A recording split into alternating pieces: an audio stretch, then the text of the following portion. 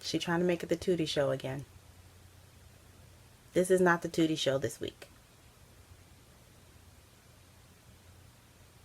It's really not. He's looking at me like, what? But it's always the Tootie show. Don't you know that? Don't be doing your manipulation shake over here. Now she's squinting her eyes like this. And she's shivering. Oh, oh, oh. I'm onto your tricks. I'm not going to pet you.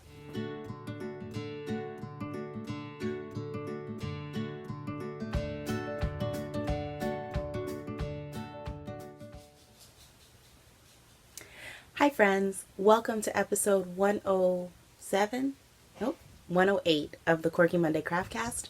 My name is Kalisha and you can find me anywhere online as Nadira Tani. I'm coming to you today from my home in Central Florida, and it is nighttime yet again. It's like 8 at night. So there's going to be dog barkings, people home. That little sound you hear is Tootie's tail because she's so excited because Lamar just got home. Oh, don't put her down. She's trying to make it the Tootie show again. Try to get on TV, on the commercial, on the camera again. You gonna say hi? You're just gonna stand there. What's up? Okay, so like I said, life sounds. They're happening.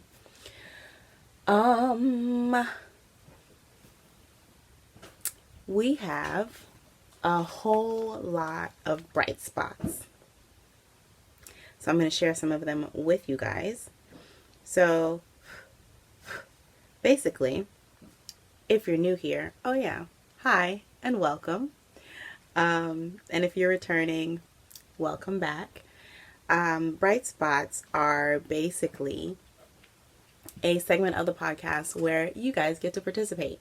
So I always ask for you guys to leave comments of positive things that have happened or good things that have happened to you or around you, so that leave those comments in the comment section so that we can all have a space to go where there's guaranteed positivity and basically celebrate with one another when the good things happen. And if you put a bright spot in the comments, I will share a couple of them, and I'm trying to get back into it. I was doing pretty well for a couple episodes in a row, but I fell off. Sorry guys, but I'm getting back on the horse. So let's pull up the comments from last week's podcast and find some bright spots. Our first bright spot is from Melinda, who is Yarnder Woman. Hi Melinda. She said, a bright spot for me today is having a long cuddle with Smudge earlier today, where he leaned right into me and closed his eyes in contentment. Oh, Smudge is her dog, Smudge is her grand dog, who is also one of Tootie's internet siblings because they look so much alike.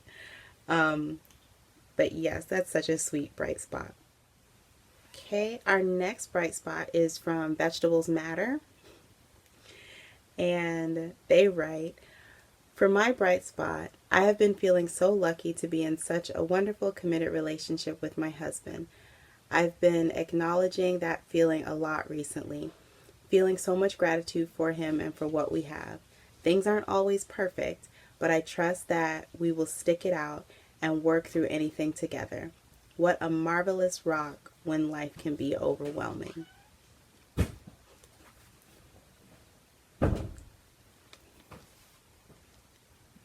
That's so cute. Our next bright spot is from Jessica, and Jessica says, our bright spots this week. Got a whole bunch of vegetables from my neighbor who goes to a huge farmer's market in the city. In the process of making sauces and soups, etc. Okay, so that's one bright spot. And then their second bright spot says, I've always struggled with math, and of course I'm required to take math as part of my degree. I got a 93 on my first quiz, and I'm getting a 94 in the class overall. That is awesome. Math was never my strong suit either. The only thing that I really liked about math was that there was always a right answer. Like, it was either right or wrong. So that was what I liked about math. And our last bright spot comes from Roseanne. It says, my bright spot was food related. My daughters and I don't eat many carbs or excess fat. On Wednesday night, I made the most amazing chicken pot pie with biscuits. I can still taste it. I really like chicken pot pie. I haven't had a chicken pot pie in a while. I should get chicken pot pie at some point this week. Thanks, Roseanne. So yeah, there are some other bright spots in the comments of last week's video. So if you want to take a moment and read about the positive things that are happening to other viewers of the podcast, that'd be awesome. And if you want to share a positive moment or a bright spot, definitely leave a comment down below and share it with us. So, let's get into the crafting, shall we? Tiny side note, it's kind of annoying to me that you can just see a tiny bit of this wall hanging. So I'm going to take it down.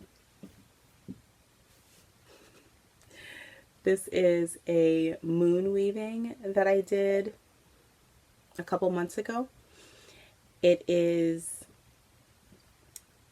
use some of my hand spun, some unspun fiber, and various acrylic yarns in this one. And it is like, this part is the moon, like a crescent moon. And then I have another one up top that is the sun. And I guess if you're a new viewer, you haven't seen it. So let's try not to dash myself in the head with it.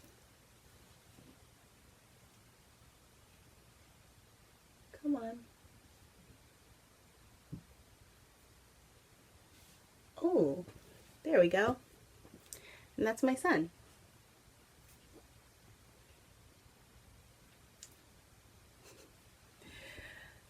This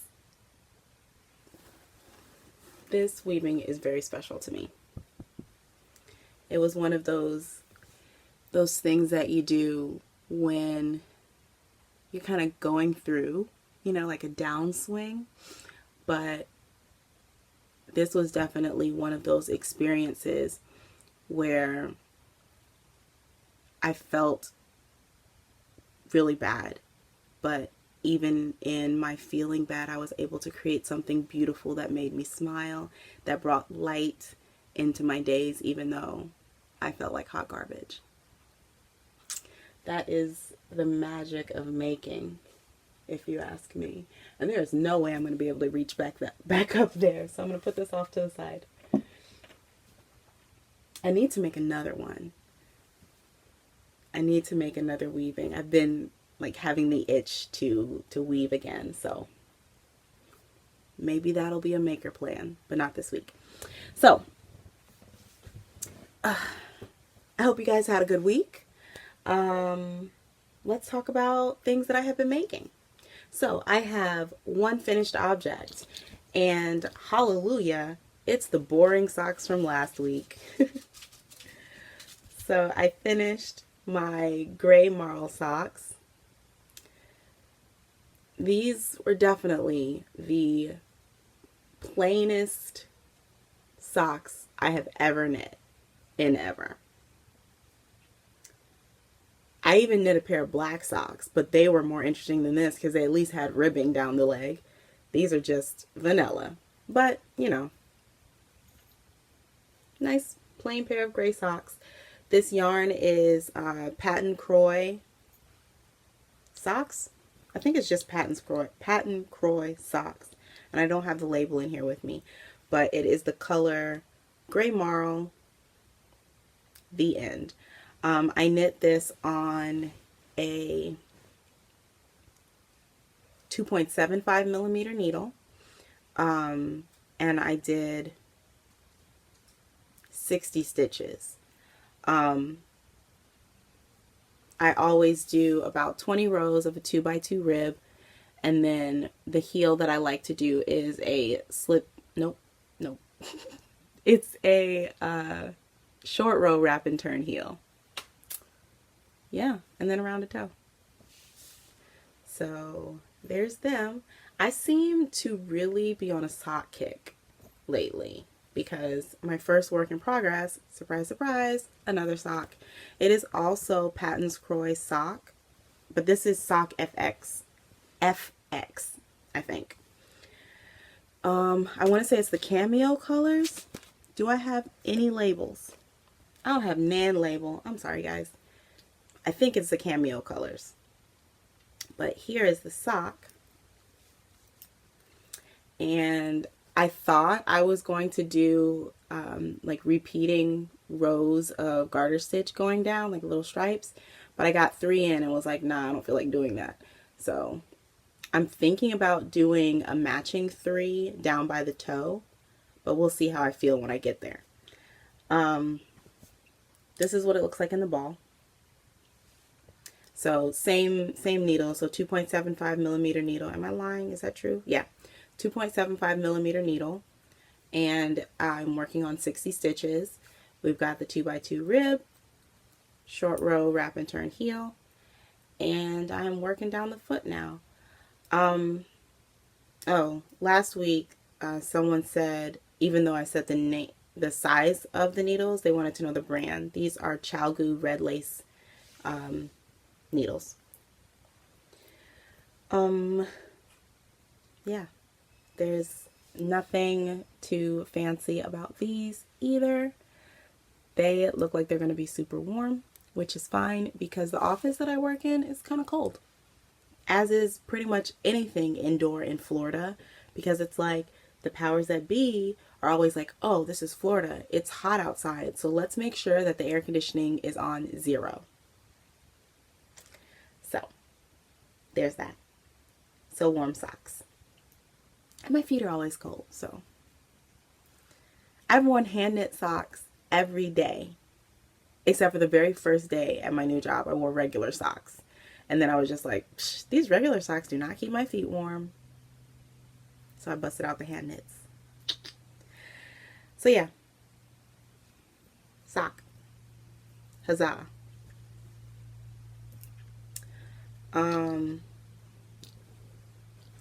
I went with, oh, my foot just fell asleep, like all the way. Can't feel it at all.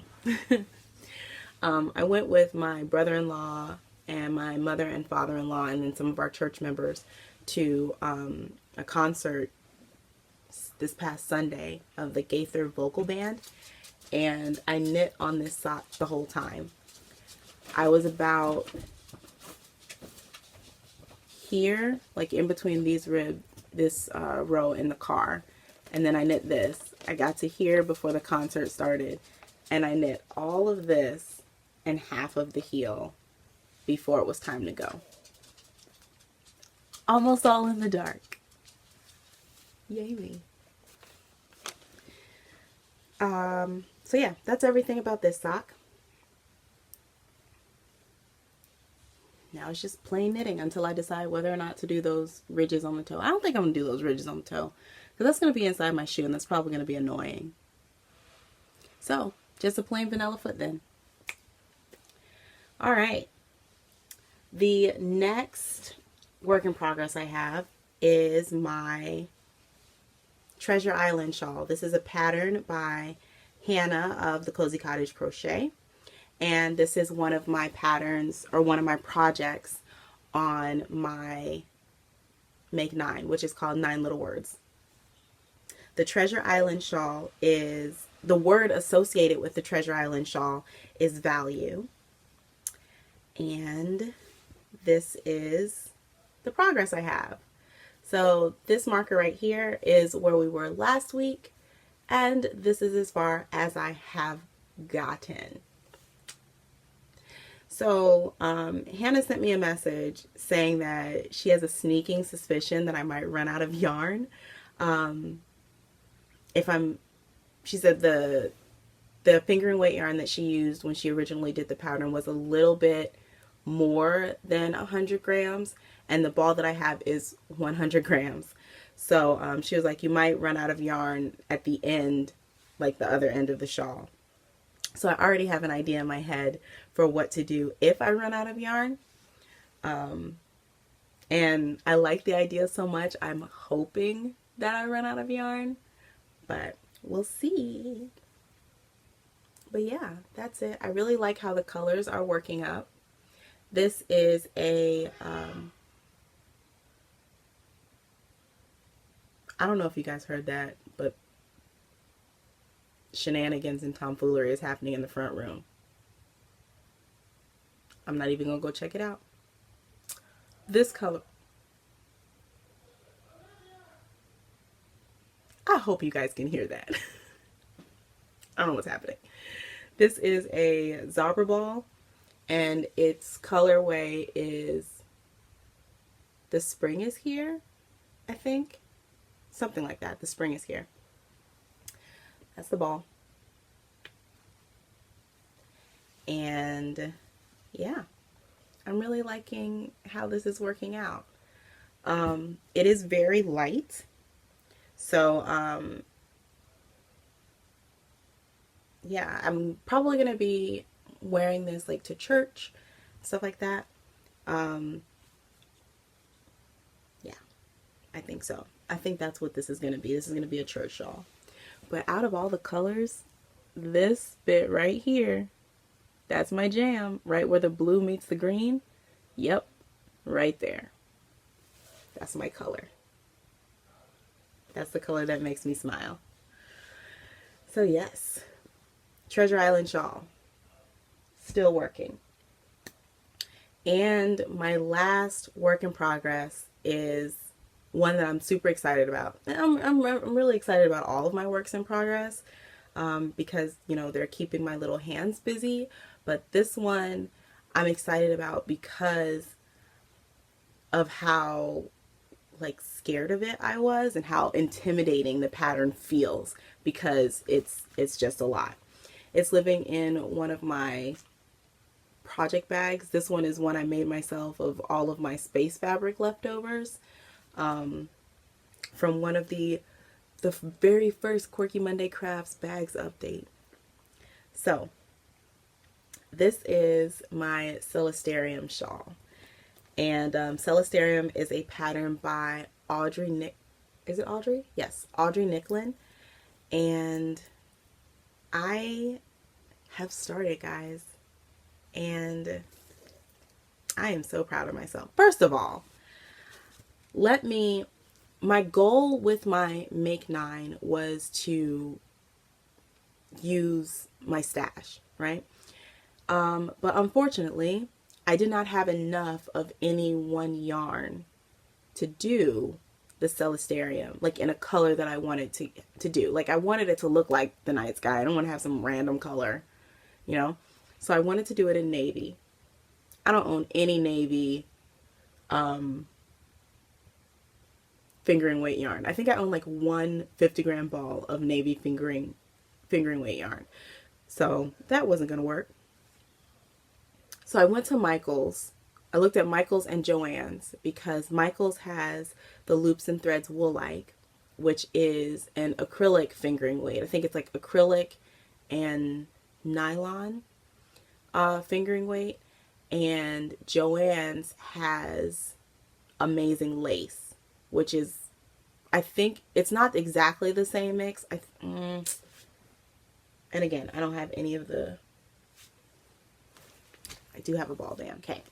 So, Wool-like, this is what it looks like. And I got the navy colorway. This is 85% nylon, or 85% acrylic, 15% nylon. And it is 678 yards of yarn.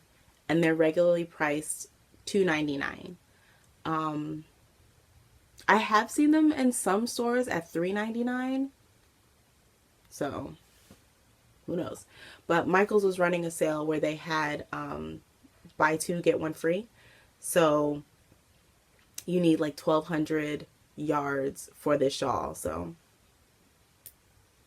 I bought two. I got one free. Yay. What else was I going to say about this? Oh, I was telling you guys about Amazing Lace. So Amazing Lace is basically the same thing, except it is 70% acrylic and 30% nylon, I believe. I think that's the percentage. And Joann's had a navy color, but they didn't have any in store anywhere, and I didn't want to order because I wanted to start it like now.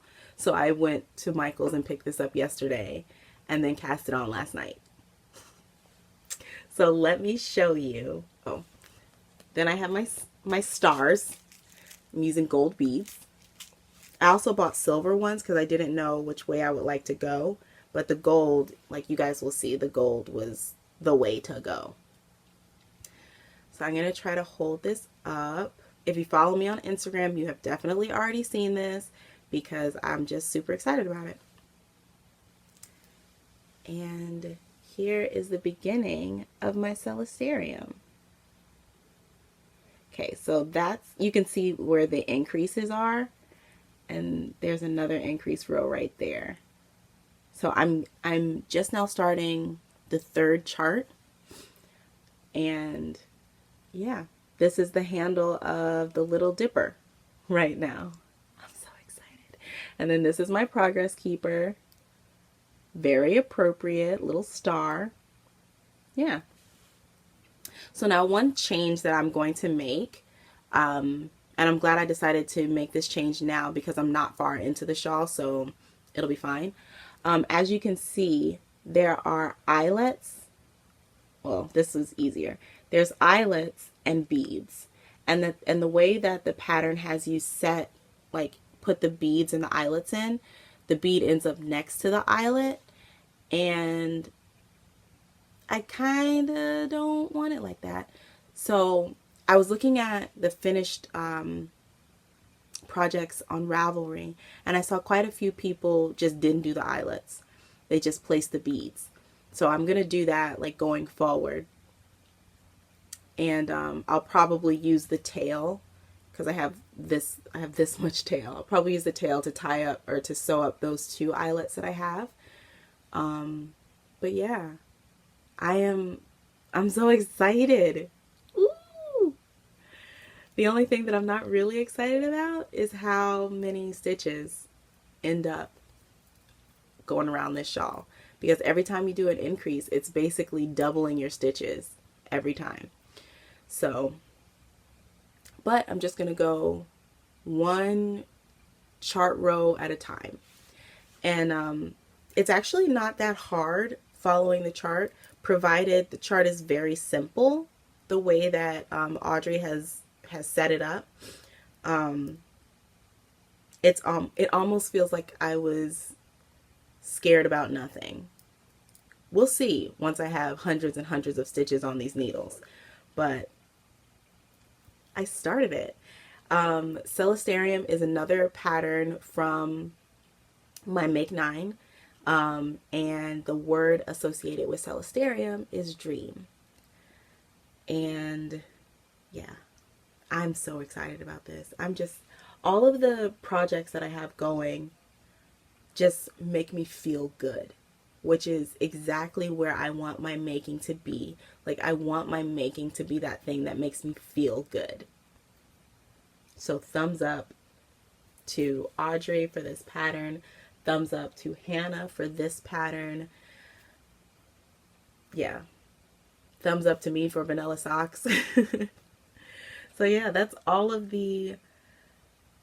basically all of the fibery stuff, guys. Like, I haven't been doing a whole lot of things yet.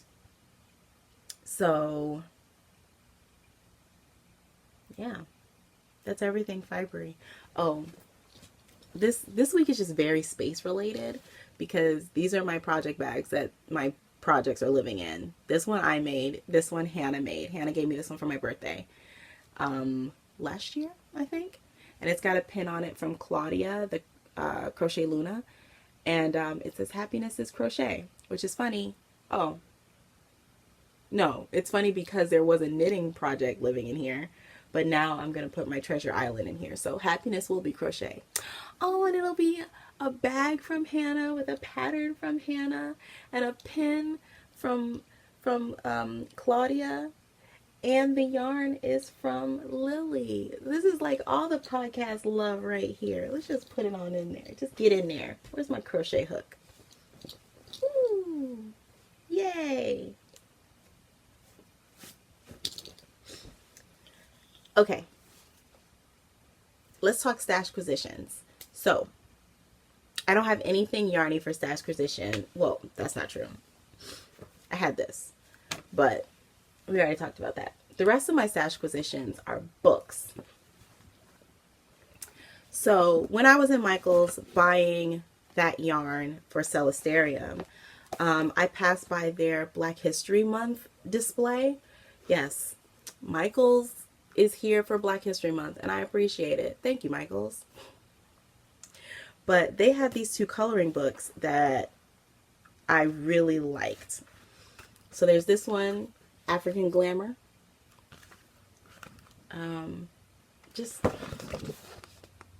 I love it. I need a head wrap like that. And I just love how graceful the women are. Oh, look at that one. Now, I am the kind of person that will buy a coloring book like this and then like photocopy the pages and color the photocopies because I don't want to color in the coloring book. This is the same person that didn't want to stick her stickers on anything from last week. I have a problem using stuff up that's really nice. What can I say? And then this is the other one, African Designs. Let's find a cool one. I wonder if they have a Sankofa in here. They probably do. Because Sankofa is a very, like, quintessential African image. Oh, they might not have a Sankofa. What? Get out of here. If you're wondering, Sankofa is, it's basically, one of the images that you might see of the Sankofa is a bird looking backwards. And it is a symbol that reminds you to learn from your past. And there are no Sankofas in here. What? What in the world?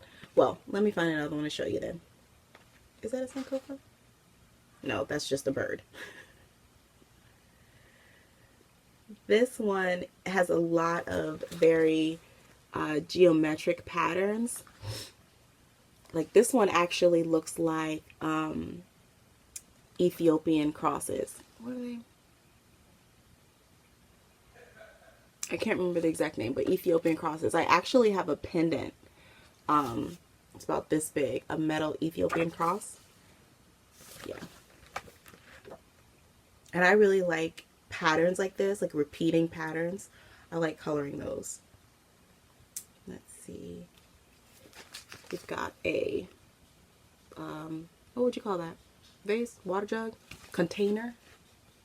Giant jar? Of course there are masks. Of course. And then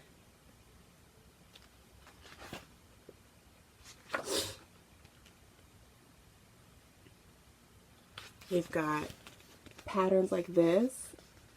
And then there was this other one. Like these. That are kind of reminiscent of mud cloth. So that's kind of cool. Yeah. That's pretty cool. So I got those two coloring books. We'll see if I actually color in the book. And then I went to Tuesday morning because I happen to be passing by one, and whenever I see it Tuesday morning, I like to go in and see if there's any like yarn, because they randomly have really good yarn, but it's totally random. They didn't really have, oh, something's happening. They didn't really have a lot of yarn when I went. They had a lot of yarn, but they didn't have the kind of yarn I was looking for. They had the big cake yarns, like the stripy ones and the really super bulky blanket yarns. Yeah. But I did find 2 books. I got this one. This is Sketching Type, a guided sketchbook for creative hand lettering, which I thought was really cool because I do enjoy like hand lettering, and I want to learn to do more fonts. So that's where this is going to come in handy, I do believe. Let's see if there is something cool in here to show ya. Ooh. I used to love doing this, like perspective drawing and like the types like this. That was my jam in high school. I used to get down with that. Isometric type. And the last book I have is A World of Artist Journal Pages. And I got this one because I have been wanting a different type of inspiration. You know, a lot of the creative, makery content I consume is very fiber heavy. And I want to branch out and feed the other types of creation that I'm privy to. You know, I want to do more painting. I want to do more drawing, more visual art, more weaving. You know, I want to do more writing. And I just wanted basically like an anthology of just different images to look at and to be inspired by.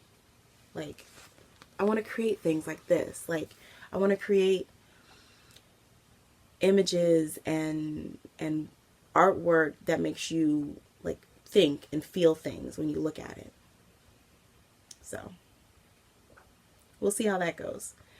One of the hardest things for me when it comes to creating like visual art that's not a textile art is the fear of the blank page. Like, it's the same thing with not wanting to color in the coloring book because I'm scared to mess it up. I feel like whenever I want to start drawing or something, or I get a sketchbook, or I open up to that blank page to write or to draw or to sketch or to paint or anything like that, any mark that I'm going to make on this white piece of paper, this clean piece of paper, I'm so stressed out about it and so like overly thoughtful about it that it almost sucks the inspiration out of the action, right? So if you're an artist, and I'm sure you understand the idea of the fear of the blank page, what do you do to get over that? If you're a writer and you want to write something and you look at that empty page or that blank computer screen or whatever media you type on or you write on, what is the thing that gets you going? Leave that in the comments down below. Let's talk about that. So, like, I really like this. This is a piece by Juliana Coles.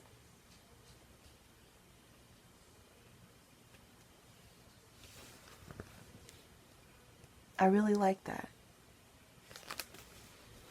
I can see that this book is going to be really, really inspiring, because it already is. It already is.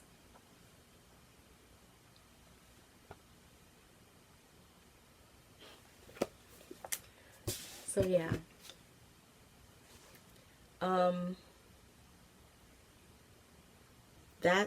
That is everything that I have for my stash positions. I think when I finish filming this, I'm going to probably eat a little dinner and sit down with that Artist Journal Pages book, because just flipping through it with you guys right now has just made me want to inhale the whole book and surround myself with markers and paint and crayons and try to create something. But I think first I need to figure out what it is that I want to create. I need to figure out what I want to say. And you know what? Maybe I don't need to figure out what I want to say. Maybe I just need to play around and see what my hands want to do and just let them go. Because everything doesn't have to be so purposeful. That's not the right word. Everything doesn't have to have a deep meaning. Some things you just do because it's fun. And maybe that's what I need to do to get over my fear of the blank page. Just have a little fun. I don't know, maybe. But that's everything that I have crafty wise. I did have one thing I wanted to talk to you guys about in Life and Whatnot, and that is this coming Saturday, which is February 1st. I, along with one of my friends, will be doing the Out of the Darkness Suicide Awareness Walk. This is a walk that she and I did last year, and it was quite the experience. I talked about it. I talked about participating in the walk on Instagram, and there is a link on my Instagram for if you want to donate to suicide awareness. We are raising money for suicide awareness. But when I talked about it, when I spoke about it on Instagram last year, a lot of people started sharing their stories about how suicide touched their lives, talking about the people that they've lost, the loved ones that they've lost, or their own personal struggles with suicide. And it just kind of gave me an interesting opportunity to honor the people that we have lost, and honor those of us who do struggle with suicidal thoughts, or have attempted in the past. So I didn't know what things to expect during the walk, but now that I have done it, assuming that they do everything kind of the same way, which they probably do, they had a memory wall or an honor wall where you could write the name of a person that you wanted to remember and put them up on the honor wall. And whenever anybody in the comments or messaged me last year saying, this is someone that I lost, I bookmarked all of those messages so that I could put that person's name on the honor wall. And I want to do that again. So if you would like me to carry your person with me when I do this walk, I will be happy to do that. I will be happy to bring their names and put them on the honor wall and remember them for you, or remember them with you. there was also a sidewalk chalk area where you could write things like encouraging messages and things. So if there are messages of encouragement that you want to say, leave those in the comments down below. And as much as I can, I want to write those messages out. I want to share those messages with people. I want to honor your loved ones on the wall. Because one of the things that I started thinking about this time was how there are so many people who watch this podcast, and so many people that interact with me through social media, so many more people than I would have the physical ability to do in life, right? Just in my day-to-day life. And that gives me unique access to be able to share these moments with you all, and to be kind of a vessel or a conduit to facilitate these special moments. So, all that to say, this Saturday, I am participating in the Out of the Darkness Suicide Awareness Walk. And if you would like to send an encouraging word to your fellow humans, leave that in the in the comment section. If you have lost a loved one to suicide and you want their name to be on that honor wall, I would be honored to put it there for you. You don't have to leave their name in the comments down below if you don't want to. If you want to just send me a direct message on Instagram, you can definitely do that. I'm Nadir Tani over there. You send me a message and let me know their name, and I will do my best, my absolute best, to get whoever wants their loved one's name to be on that wall. I'm going to do my best to get it there.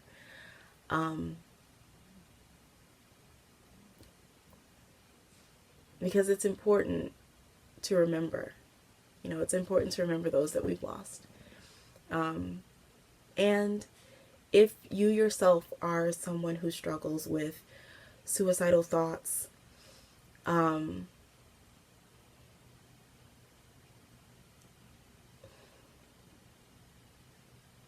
I feel like saying you're not alone is such a cliche, and it's a little bit overused, but it's the truth. Sometimes the truth is overused because it's the truth. You're not alone. One of the analogies that I think about and I use a lot whenever I'm talking to someone about what it's like for me to experience the downswings and have these moments whenever I feel like I'm alone, right? Whenever I get, if I'm in a down, if I'm in there, I feel very much alone. I feel like nobody else could possibly understand what this darkness or this heaviness or this downness feels like. But the truth of the matter is we're all, there's a group of us, right? A group of us who are all feeling these sadnesses, and we're in a boat, and we're all facing out from this boat. So it feels like it's just you in the midst of this vast, endless sea of questions and sadness and anxieties and depressions and all of these things, and all you can see is just the nothing outside of you. But if we were to just turn around, we would see that to our left and to our right, you know, across from us, essentially surrounding us, are other people who understand that feeling. And that turning around and seeing was the feeling that I got the first time that I participated in this walk. That's the feeling that I get whenever I am able to go to a program like Heavy and Light, which is a program that's put on by To Write Love on Her Arms. That feeling of someone else is here that understands it is such a great thing. So when I say you're not alone, I say that as someone who sits in the boat with you. And I know that I can't physically be there with you, but if ever you just want to send a message to someone, you can definitely send me a message. I don't have all the answers. I'm not like a counselor or professional or anything like that, but I can listen and I can be there. It's so important to reach out and to ask for help if you're able to do that. Like if you're in a place where you think, oh my goodness, I need help with this, take that realization and act on it. And then on the other side of that, if you are, and I always say this, if you are not someone who struggles with suicidal thoughts, or you're not someone who struggles with anxiety or depression or any of the other host of mental health ailments that attack us, if you are not someone who is walking that walk, reach out your hand and be that stability for someone who is struggling. For me, I know that there are times when I feel very solid in my footing. I feel very steady. And I know in those times that it's my responsibility to take this